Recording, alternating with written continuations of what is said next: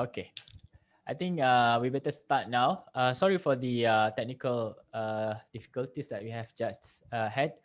Um, Let me see. Okay. I hope that everyone can hear me because we had such an issue just now. First of all, Assalamualaikum and very good afternoon, everyone, and welcome to our INBIOSIS webinar lecture series 7 this year, 2021. So I am Mohd Aizat. So I'll be your moderator for today. So I hope the video that we have played to you guys will provide you some background of what is INBIOSIS, Institute of Systems Biology.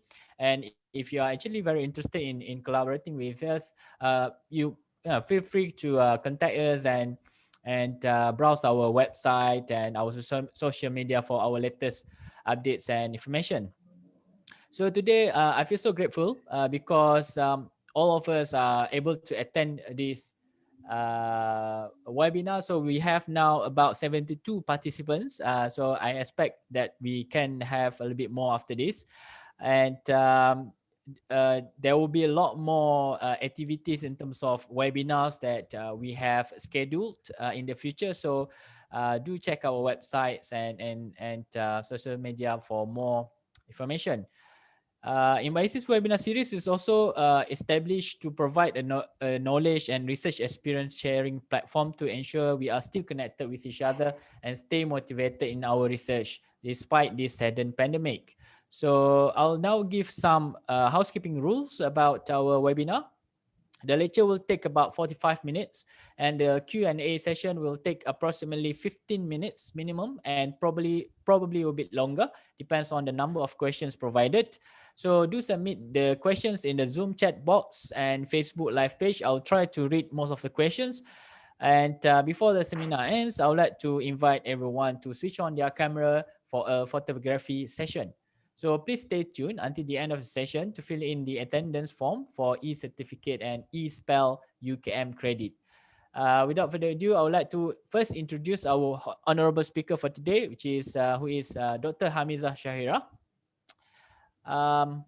So let me quickly have a quick read. So Dr. Hamizah Shahirah is a new research fellow, so a new addition to our team in INBIOSIS UKM since November 2020. So before joining UKM, she actually worked as an assistant professor at the Department of Diagnostics and Therapeutics for Brain Diseases, Molecular Neuroscience Research Center, Shiga University of Medical Science, Japan. She actually completed her PhD degree before at the same place under the supervision of Professor Dr. Iko Toyama.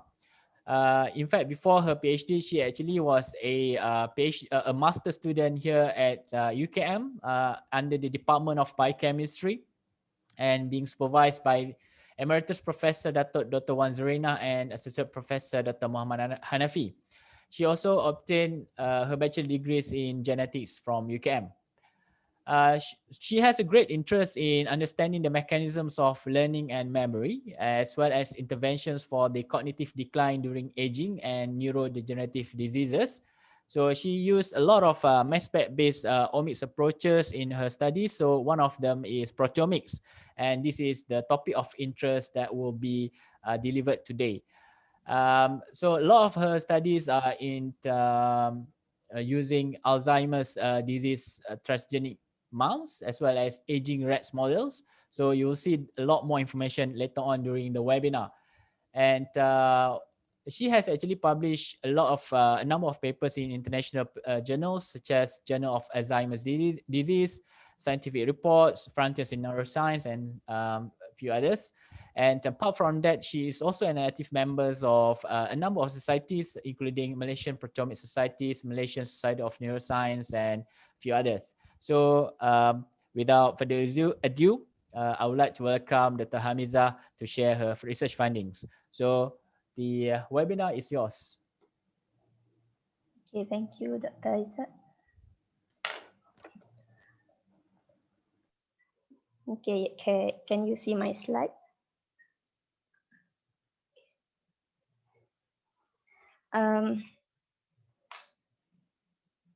Assalamualaikum and good afternoon, everyone.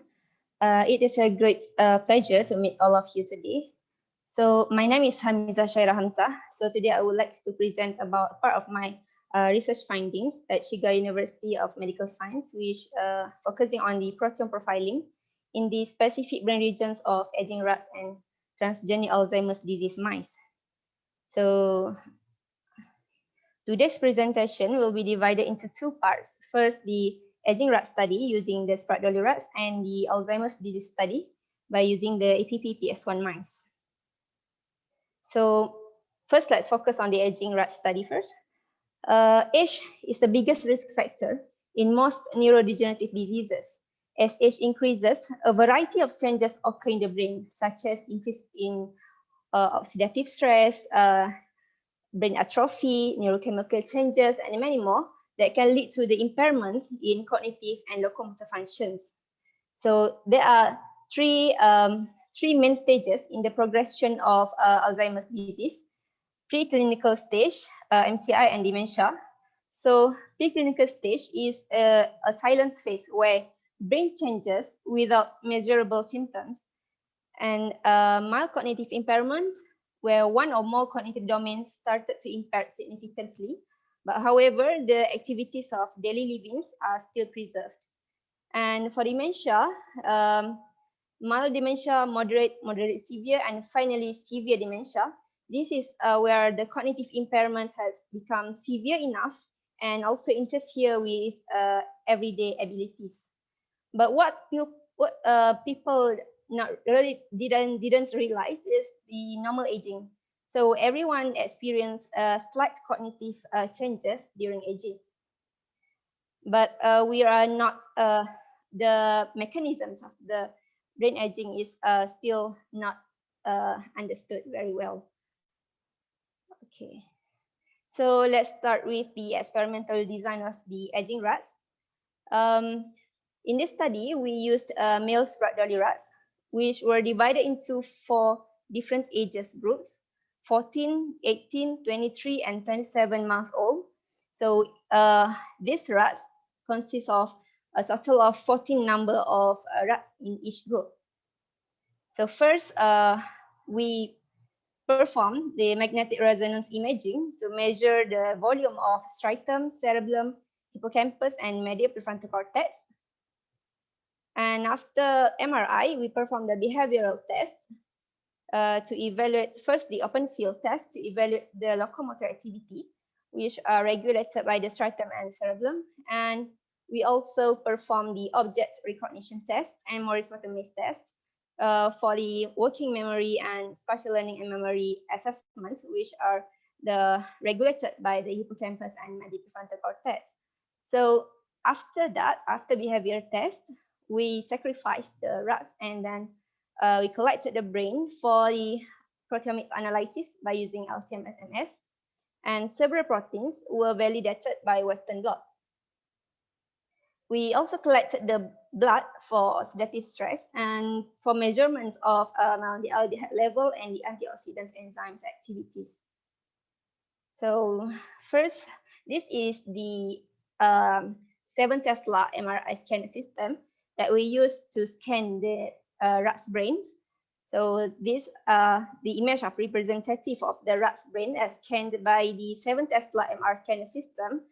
As you can see here, this is the brains of 14, 18, 23, and 27-month-old rats.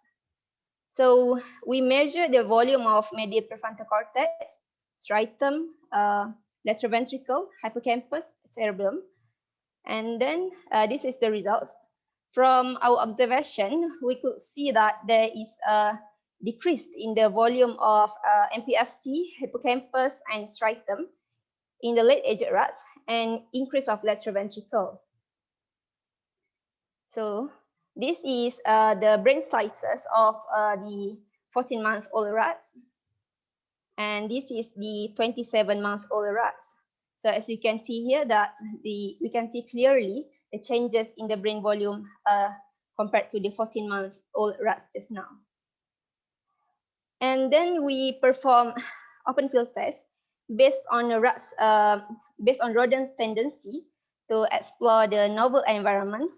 So open field test was used to evaluates the locomotor activity and exploratory behavior of these rats. So in this test, each rat was placed into an open field chamber, and the rats were allowed to explore the chamber within 5 minutes.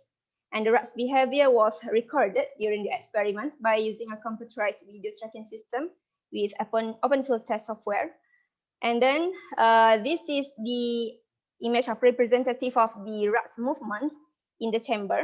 So as we can see here that the 14-month-old rats spent a lot of time to explore this chamber, and the exploration activity has become decreased with the increase of age, and it's very significantly different as compared to 27-month-old compared with 14-month-old rats.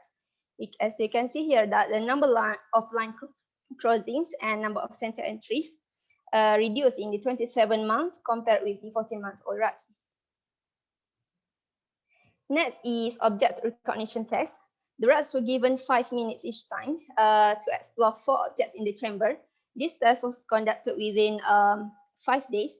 So on day 1 and day 2 is a habituation phase, and on day 3 the rats were tested with the novel objects, where one of the 4 objects were replaced with the novel objects on phase 2 on day 3. And then on day 5 phase 2, the location of 2 objects were displaced to test the rat's reaction to the displaced objects. So we found that the late-aged rats spent less time exploring the objects as compared to the middle age, and we can conclude that the working memory was impaired with age. We also performed the Morris-Watermaze test. Morris-Watermaze test was performed to evaluate the spatial learning and memory, or the long-term memory. So this test was conducted within 8 consecutive days, where on day 1 to day 6, we performed the place navigation, where the rats were tested to find a hidden platform location in this pool. So, and on day 7, the platform was removed. And on day 8, the cube navigation test, where the rats were tested to find a visible platform. Cube navigation test is a control method to identify any visual deficits that might influence the performance in the memory task. And this is the example of the swimming trace of the rats in the place navigation test, where, as you can see here, that on day 1, usually the rats couldn't find the platform yet. So we trained the rats 6 trials per day for 6 days to train the rats to reach the hidden platform location. So on day 3, they started to remember a little, but not yet very accurate. And on day 6, usually a rat with good memory can remember where is the hidden platform location, even though they couldn't see it because it was hidden. So that is how Morris-Watermaze works. And then in the place navigation test, we measure the escape latency. Escape latency is the time taken for the rats to reach the hidden platform location. So in this, from this test, we can see that the 14 and 18-month-old rats spent a shorter time to reach the hidden platform as compared to the 27-month-old. This showed that the 27-month-old couldn't remember the platform, even though we have trained for 6 days. So it means they have the cognitive decline. And in the probe test, we measure the number of platform crossings, where we can see that the 27-month-old rats showed a decline in the number of platform crossings as compared to the 14-month, which this is the example of the diagram in the probe test, the swimming trace. As you can see here that the 14-month-old spent a lot of times in the previous platform location in the probe test, and crossed the platform more frequent as compared to the 27-month-old. It seems that 27-month-old rats has the spatial learning and memory were impaired in the late-aged rats. And then after MRI and behavior test, we sacrificed the rats and we collected the blood. So the blood is used to determination of MDA level in the plasma. So MDA level is the marker for the lipid peroxidation damage or oxidative stress. So the increase of MDA concentration in the 27-month-old rats as compared with the 14 and 18-month showed that the increase of oxidative stress in the plasma. And we also measure the antioxidant enzymes activities in the blood. So from the antioxidant enzyme activity, we could say that the decline in the GPS activity in the 27-month and 23-month-old rats compared with the 14-month. So we also collected the brain of the rats and we dissected the brain into 3 regions: hippocampus, MPFC, and striatum. So this is the proteomics workflow, where after dissecting the brain, we homogenize the brains, and then we extract the protein out from the brain, and then the proteins were separated by jet electrophoresis and further fractionated and digested using trypsin. And then the samples were analyzed by LC-MS-MS. The data obtained from the LC-MS-MS will be further processed for the statistical analysis using the bioinformatics tools. So this is the method for the data analysis. The proteins were identified by using MaxQuant and with UniProt database and searched against the UniProt database. And then the statistical analysis were performed using Perseus. And then the proteins were annotated using the Sugo and Wigo software, and the proteins were mapped to KEGG database for pathway analysis. And then the data was submitted to the Pride database, and several proteins were validated by using Western blot. So in our study, we found that a number of 2,186 proteins were identified in these rats' brains, and there are 97 proteins were differentially expressed with age in the hippocampus, 25 proteins were differentially expressed with age in the MPFC, and 5 stritums were altered in the striatum. And the differentially expressed proteins were involved in the oxidative phosphorylation, glutathione metabolism, and calcium signaling pathway. So first, we found that 6 proteins were increased with age in the hippocampus, which is NDUFS4 in complex 1, UQCRQ in complex 3, COX4 and COX5 in complex 4, and ATP5H and ATP5I in complex 5. Meanwhile, in hippocampus, we found that the decrease of 2 proteins in MPFC, which is MPND4 and MPCO1. So what does it mean? So oxidative phosphorylation is a process of the mitochondrial electron transport chain that leads to production of ATP. So ROS are generated as the byproducts of this metabolism, which are highly reactive and toxic at high levels. So the alterations of these proteins involved in the oxidative phosphorylation in MPFC also different as compared to the alterations of proteins in the hippocampus.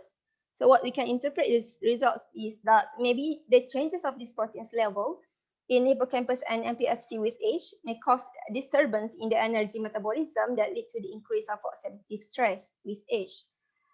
And we also found 6 proteins increase with age in hippocampus in the glutathione metabolism, which is the peroxyrhodopsins 1, 2, 3, and 5, and SOD and GST. Meanwhile, in striatum, there are 2 proteins increase with age, which are SOD and GSTA. So the disturbance in oxidative phosphorylation metabolism may cause increased oxidative stress in aging. So glutathione metabolism provides a critical defense system against oxidative stress. So maybe this is the increase of the proteins in glutathione metabolism might be a protective mechanism against oxidative stress in the hippocampus and striatum of late-aged rats. And we found 10 proteins altered in the calcium signaling pathway in hippocampus. There are 6 proteins decreased in the hippocampus, which are the glutamate receptor ionotropic, NMDA2A and 2B, and guaninonucleotide binding protein, subunit alpha, and then calcium calmodulin dependent protein kinase type 2, subunit alpha, beta, and gamma. Meanwhile, there are 4 proteins who increased with age in the hippocampus, which is S100B, calmodulin, neurogranin, and HRAS. So at low concentration, S100B protects neurons against apoptosis and regulates synaptic plasticity and stimulate neural outgrowth and astrocyte proliferation. So, however, S100B is toxic at high levels and causing neuronal death. And neurogranin and calmodulin, usually neurogranin binds to calmodulin in the absence of calcium to regulate the calcium influx. So the elevated level of neurogranin and calmodulin might be an indicator for the decreased calcium level in the hippocampus. And this is supported by, we've also found a decline in the glutamate receptor ionotropy and MDA, where may lead to the reduced calcium influx and impairments in cognitive and synaptic functions. And the decline in CAMK may cause the aberrant calcium signaling, synaptic dysfunction, and memory deficits. So calcium signaling perturbations in aging brain can contribute to altered synaptic function and neurodegeneration, as well as impairments in learning and memory. So several proteins were validated by using Western blot. So we measure the protein expression in CAMK2A, CAMK2B, S100B, calbindin, and beta-18. So from the results, we could see that there is decrease in the CAMK2A and CAMK2B levels, and there is increase of protein expression in S100B, and there is no change in the calbindin and beta-18. So from these results, the proteome data as determined by LC-MS, it seems that it's reliable for the identification of age-related changes in protein expression, because we also found that CAMK2A and CAMK2B decrease in the by using LC-MS analysis, and S100B also increased in LC-MS analysis, and it also there are same pattern of increase and decrease also presented in the Western blotting analysis. So conclusion for the aging rat study is, first, we found the decrease in the volume of MPFC, hippocampus, and striatum, and increase of lateral ventricle in late-aged rats. And the behavior test, we found that is the cognitive and locomotor functions were declined in late-aged rats. And in the biochemical analysis, MDA level was increased and GPS level was decreased in late-aged rats. And the proteomics analysis, we identified about 1,074 proteins in hippocampus, 871 in MPFC, and 241 in striatum. And we found out of these proteins, 97 proteins were altered in the hippocampus, 25 in MPFC, and 5 in striatum. And these proteins, the differentially expressed proteins, were involved in the oxidative phosphorylation, glutathione metabolism, and calcium signaling pathway. And the most prominent changes observed in the late-aged rats with is the 27-month-old. So next, we go to the transgenic Alzheimer's disease mice model, which is APPPS1 mice. So Alzheimer's disease is the most common cause of dementia in the elderly. It can be characterized by the accumulation of amyloid beta plaques and the hyperphosphorylation of tau protein that cause the neurofibrillary tangles and brain atrophy also. This is in the human brain. And this will lead to the progressive decline in memory. So vitamin E is a fat-soluble vitamin that consists of 2 subfamilies, which are tocopherols and tocotrienols. So tocotrienols differ from tocopherols by the presence of double bonds at this structure. So the presence of isoprenoid structure enables tocotrienols to penetrate into tissue that consists of saturated fatty acid layers more effectively. So palm oil is one of the best natural source of tocotrienols that contains high amounts of tocotrienols, which is up to 800 milligram per kilogram. So most previous studies have investigated vitamin E, but only focusing on tocopherols. So tocotrienols are the lesser known of vitamin E.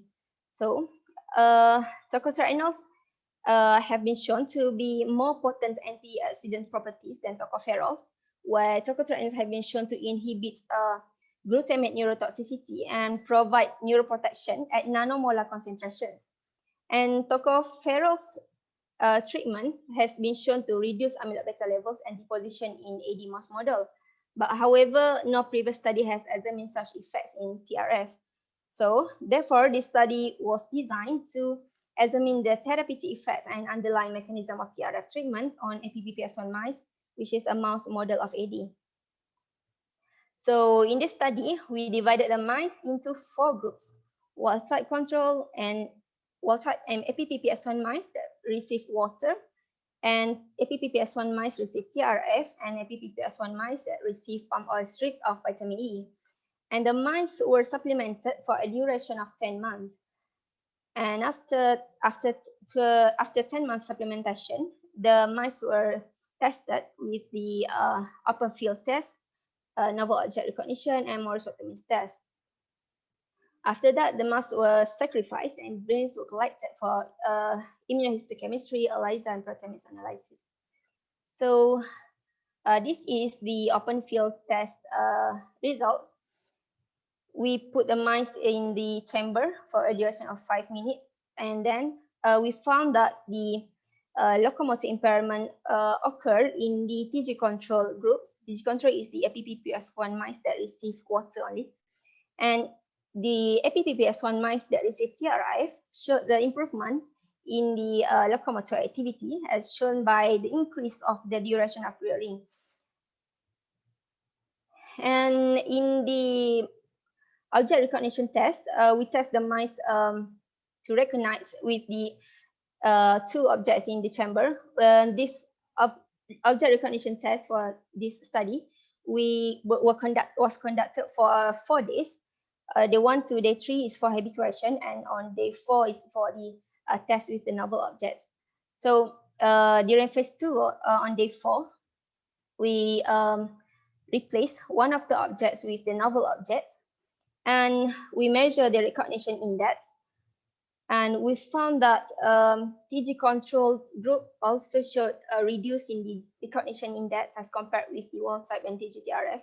This shows that there is impairment in the working memory in the TG control groups. And with TRF treatments, there is increase in the recognition index. That means that TRF was able to improve the working memory in the APPPS1 mice. And we also perform the Morse optimist test, where we measure the mice for the place navigation test. We train the mice to find the hidden platform location within 6 days. So from the results, we could see that there is the increase in the latency of the TG control mice. That means the impair of spatial learning and memory in the TG control group. Meanwhile, in the APPPS1 mice that receive TRF, that is improving. It means that the TG-TRF mice can reach the hidden platform location after the 6 days training very fast as compared with the TG control. That means that they improve in the cognitive impairment in APPPS1 mice. And then for the immunohistochemistry, amyloid beta was stained in the hippocampus and cortex. So as we can see here, that the TRF supplemented group showed less amounts of amyloid beta deposits. And then amyloid beta immunoreactive area also decreased in the TRF treated group as compared with the control and PO in the cortex. This shows that the TRF reduced amyloid beta deposition in the brain of APPPS1 mice. And we also measure the theoflavin, we also perform the theoflavin staining for the fibrillar type amyloid beta. And as you can see here, the yellow arrow, that the TRF supplemented group showed less amounts of fibrillar type amyloid beta deposits, and also reduce in the number of plaques in the both hippocampus and cortex. This shows that TRF reduced fibrillar type amyloid beta deposition in the brain of APPPS1 mice. And to investigate the effects of TRF on amyloid beta aggregation, we mix the amyloid beta with the either TRF or PO and incubate at 37 degrees Celsius. And after that, we performed the gel electrophoresis, Western blotting, and theoflavin T assay. So for the gel electrophoresis, the incubation at 37 degrees Celsius of amyloid beta caused the high molecular weight of amyloid beta around here, and also similar observation with PO. However, with treatments of tocotrienol that meets with amyloid beta, it shows that the darker smear here and much higher intensity of the lower band amyloid beta. This means that TRF can disrupt the formation of high molecular weight amyloid beta aggregates. And in the theoflavin T assay, as you can see here, the fluorescence intensity were higher in the amyloid beta alone is compared with the TRF. And this means that TRF was able to inhibit the amyloid beta fibril formation. And the inhibition activity of TRF on amyloid beta fibril formation is concentration dependent. As you can see here, that as you can see from this graph. So we also collected the hippocampus, NPFC, and striatum for the measurements of proteomics in this mice brain. But the workflow is similar with the aging rats just now, so I will skip this part. Okay, so in this study, we identified a number of 3,174 proteins were identified in hippocampus, 5,646 proteins were identified in NPFC, and 3,074 proteins were identified in striatum. And out of these proteins, 43 proteins were differentially expressed between TG control and wild-type control, and 203 proteins were differentially expressed in the TG-TRF and TGPO groups. In MPFC, 99 proteins were differentially expressed in TG control and wild-type control, and 29 proteins were differentially expressed in TG-TRF and TGPO.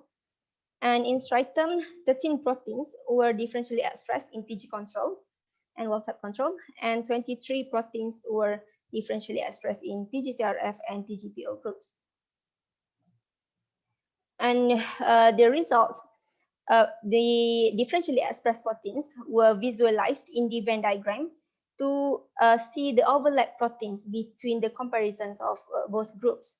So as we can see here, there are two proteins overlap in the hippocampus, and we can that proteins are amyloid beta A4 proteins and receptor type tyrosine protein phosphatase alpha, which were found to be highly expressed in the TG control group is compared with the wild-type control, and TRF was able to reduce the level of amyloid beta A4 protein and PTPRA proteins.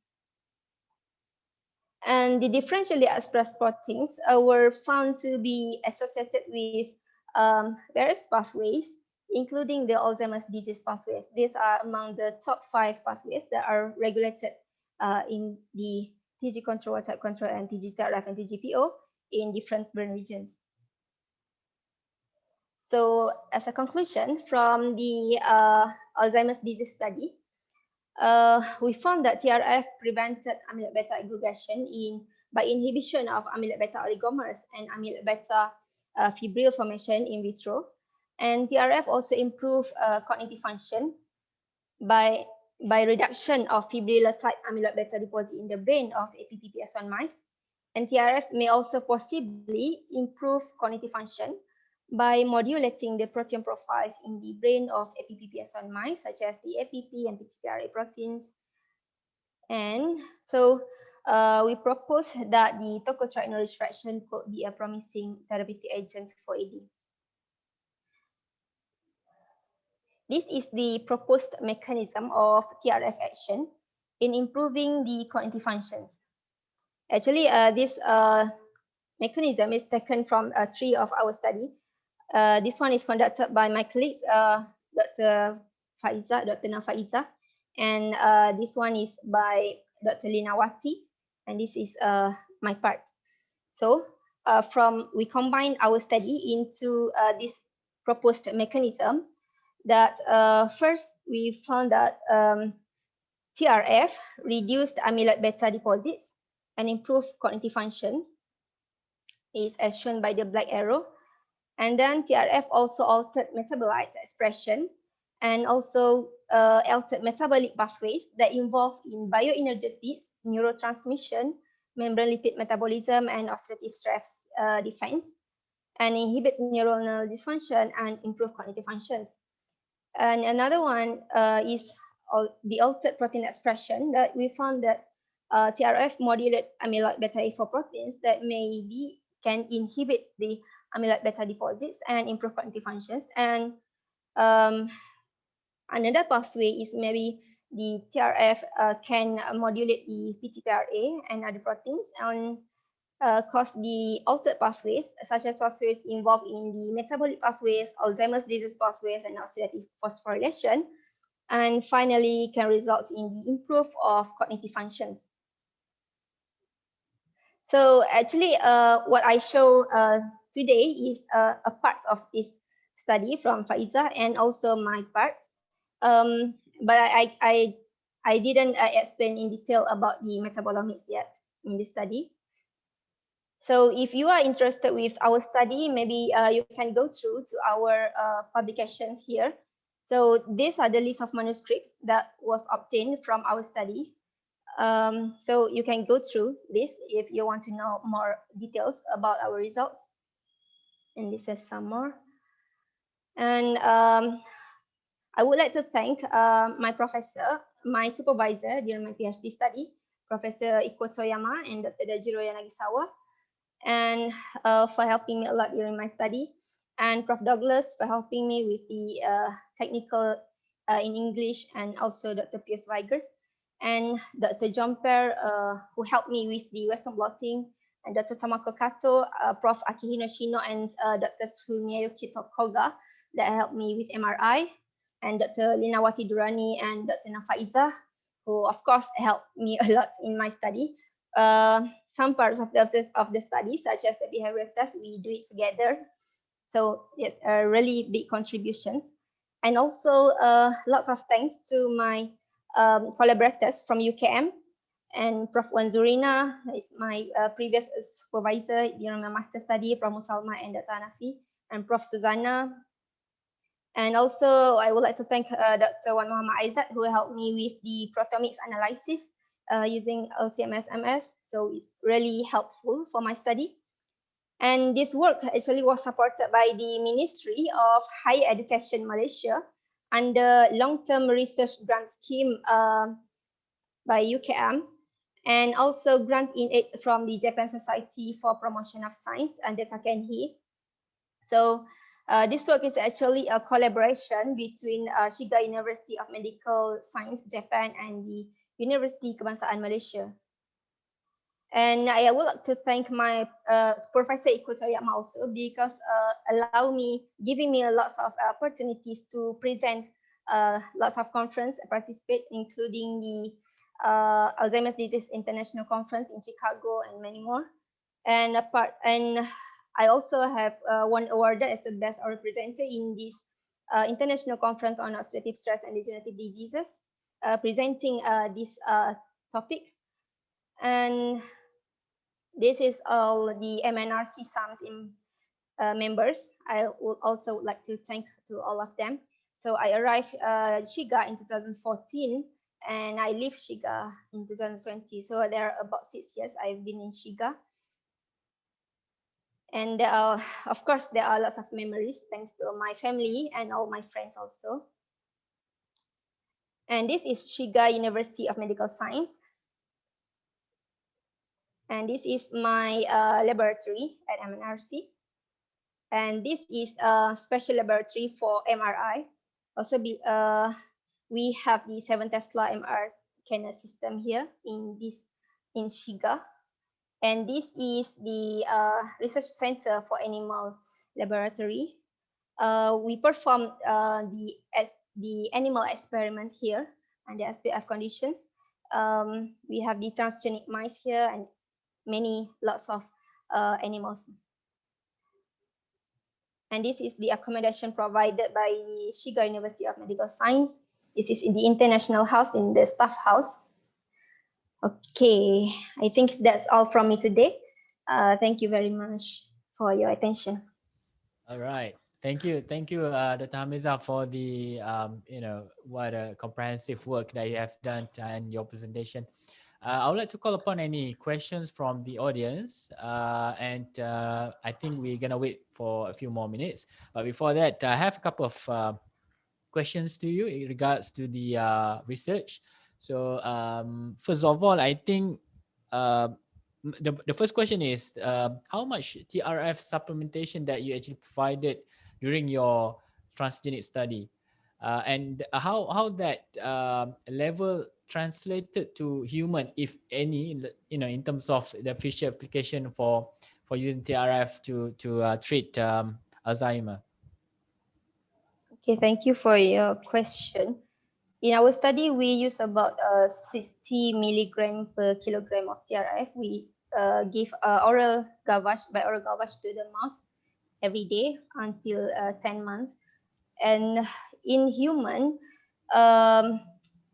according to some reviews, that the ideal dosage for humans is about 50 to 100 milligram per kilogram. That is a suitable dosage for the humans. All right. So this is for treatment, isn't it? It's not for preventing the Alzheimer. So this is after you get the disease, then you treat it, or you kind of get the supplement, the TRF supplement to overcome the disease. Is that so, or is it more into prevention of Alzheimer? I think this is more to therapeutic to treat the disease. All right. Okay, cool. We've got one question here by Dr. Nisha. So very interesting findings, Hamizah. The first question, at what age the cognitive decline starts in human? So I guess this question relates to the first part of the study, looking at different what we call it, the different aging of mice or rats, mice, I think mice, and then and how that translate to human. Usually, most human studies, it's mentioned that the brain aging, the cognitive decline, usually started from the middle age, and it's started from middle age to late age, but it becomes more severe in the late age. So the middle age means after 30 years old or 40 years old? All right. After 30, because actually in my study, I use 4 different ages, 14, 18, 23, and 27. Yep. 14 months old, it may represent 35 years old in human, and 18 is 45 years old in human. Okay. 23 is 60 years old, and 27, 70 years old, is around that area. If there is a review paper that's comparing the age in humans and with rats. Okay, awesome. The next question is, would you recommend the red palm oil consumption for human brain health and graceful aging? I guess this is more into the prevention of trying to delay the aging by supplementing the TRF. What is your opinion on that aspect? I think it can be used for preventing also, because previously in my study, during my previous study, my master study, we treat the rats, we start rats with the TRF for prevention, and we could also see that TRF was able to prevent it, to reduce the cognitive decline also in the normal aging rat. So I think it is we can use it for as the preventive also, but we need to, All right. yeah. Yeah. Okay. Sure. We are still waiting for more questions, so I invite everyone to write in the chat box. While waiting, I actually have another question. So, in terms of your, because previously you've done most of your work in Japan, and perhaps most of your work is in the medical type of work. I just wondering, how do you actually trying to get your research group growing in INBIOSIS itself, because we actually have had a lot of work in plants, in microbes, and a few other agricultural organisms. So how do you foresee yourself in 5 or 10 years time in INBIOSIS? Okay. Wait.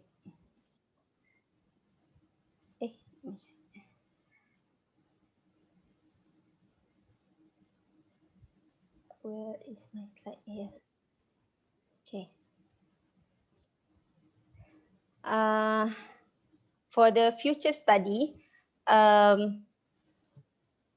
maybe because INBIOSIS is famous with the study of plants. So because Malaysia is rich in biodiversity, we have lots of herbal plants in Malaysia.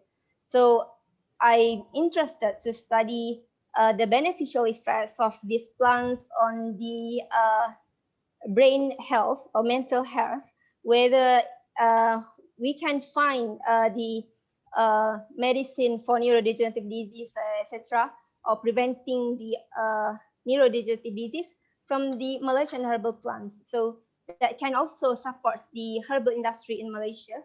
And for example, I have also applied several grants such as FRGS, GGPM, and I will apply more after this. I would like to study in details about the plants, the effects of these plants, such as moringa or kasum or any others, how it can improve the learning and memory, and how can it reduce neuroinflammation, whether it can reduce the oxidative stress, and whether it can modulate the various signaling pathways and or amyloid and tau pathology in the brain, and whether it can modulate neurotransmitters, or is there any means, by any means, that we can prove that our Malaysian herbal plants can be beneficial for our health and also brain health. So with better health, better mental health, successful aging. Yeah, I think this relates back to the one of the SDG, the UN SDG as well, in terms of the promotion of good health and aging. It's one of the what we call it, target area as well. I just wondering, what type of plants that you foresee yourself doing more work in the future? For now, maybe moringa, and maybe I will focus also on Mitragina spiosa. So because there are evidence that these plants has a big effect on the improving health, brain health. Okay, all right, cool. We have another question by Dr. Go. What is the greatest challenge in your project and how you overcome it? So I think this is based on your the studies that you've done in your transgenic mice as well as the rats. What is the biggest challenge that you have ever encountered with, and how do you overcome it? First of all, because aging study and treatment, we do the aging study, we have to take care of the rats until 27 months old. That is very long time. And also in the mice supplementation, we have to supplement the mice for the duration of 10 months. So my biggest challenge is time, I think, because we took very long time. So how I tackle is that we have a big team in our study. So I work together with my seniors here, Dr. Lina Dwati and Dr. Nafaiza, where we work together. We design the experiments carefully so that we can achieve what our target within the right time. So we divide the rats and mice into several groups, and yeah, that's how we divide the task. We do this together. It's hard to do it alone. Yes, definitely. So that's good. We've got another question here by Dr. Ahmed. Thank you for the nice presentation. Do you use male or female rats for your study? That's the first question. So, and then the second one is how different the mechanism for AD and cognitive in terms of gender? Okay. In my study, I use the male Spratt-Dawley rats, and both for mice and rats, we use male.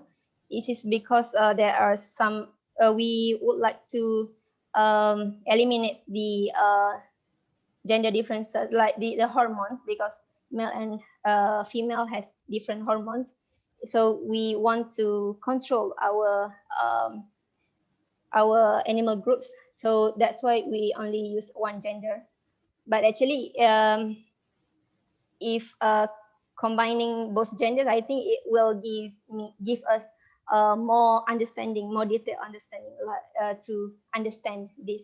And there are also some other studies that perform the male gender differences, found that use both genders, male and female, and they found that there are about 33 proteins so differentially expressed in the brains of these in the rats. So yeah, another one is the how the different the mechanism for AD and cognitive in terms of the gender. In terms of the gender. So comparing male and female, how different they are in terms of the AD mechanism. Is there any evidence on differentiating between the gender? For the AD between male and female, that one I'm not sure. All right. Whether it's different or not. Yep. Okay. No worries. I think if no one has done it, it's something to look for in your next study. Anyway, I think that's all the questions from the audience. If there's no other questions, in fact, from the Facebook Live. So I'd like to apologize with the Facebook Live. We have some difficulty in terms of the session just now. So a lot of you comes from the live session. So right now we have about 104 participants. So it's quite a lot. So before we end our seminar, let me see whether I have some more things to bring up. So I think that's all for today. So thank you very much for everyone for spending your time with us. And before we end, I would like to get a picture, a photo of all of us. I hope that everyone can switch on their video so that we can immortalize this session. All right, so beginning to have more coming in.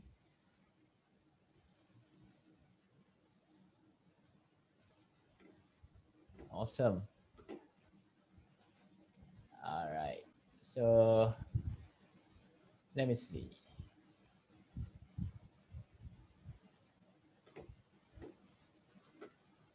Okay, everyone, we have 5 pages, but we're gonna do this one by one. So 1, 2, 3. Okay, the first page, the second page, 1, 2, 3.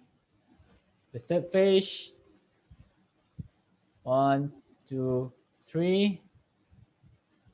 The fourth page, 1, 2, 3. And the last page, 1, 2, 3. Okay. All right. Thank you very much, everyone, for joining us today. And as I said earlier during our introduction, we have a lot more webinars coming in from INBIOSIS. And, I invite everyone to join us in the near future. So hopefully you guys take care and, have a good rest during this weekend. Bye-bye, everyone. Oh, by the way, I'll show you the QR for the what you call it, the certificates later on. All right, so it's showing up now. All right, thank you very much, everyone, and see you soon. Bye.